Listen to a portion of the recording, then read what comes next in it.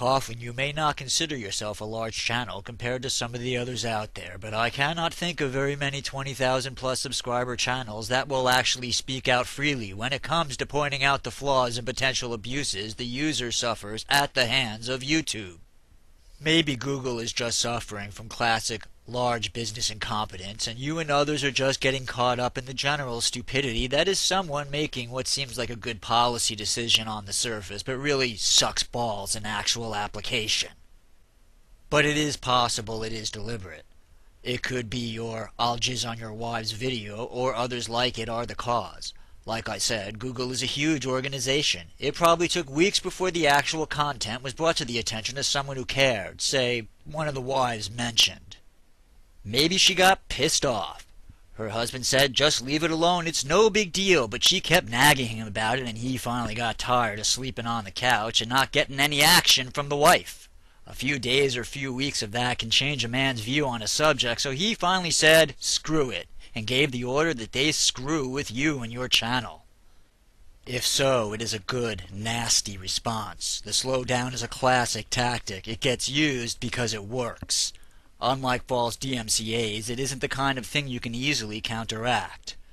Starting a campaign of response around the slogan, "They're asking us to fill out forms in triplicate," doesn't exactly have the same punch as "Our videos are being wrongly taken down by false DMCAs."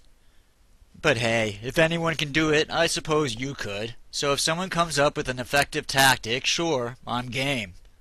But Google does have a PR department, and you can bet that they spend a great deal of their time on the lookout for anything that could be negative press, and the attention we bring to this issue, especially you, has the potential for negative press. I will also add this. I've noticed that since Google has taken over, the changes in YouTube format have consistently focused on designs that take attention away from individual channels and put focus on single videos. For those of us who are a member of the censortube movement, I'd say this is the response you've been waiting for. YouTube is saying, piss off. YouTube is gradually moving to a format that will make it extremely difficult for smaller channels to survive and grow in. This will effectively cut down on the existence of moderately small to mid-sized channels and make it much more difficult for them to survive false DMCA attacks, false flagging, and the like. So the question is, what are we going to do about it? Because we need to let Google know that we may be just consumers of their product, but what we want does matter. I'd suggest to everyone that we start finding ways to act more like a cohesive community.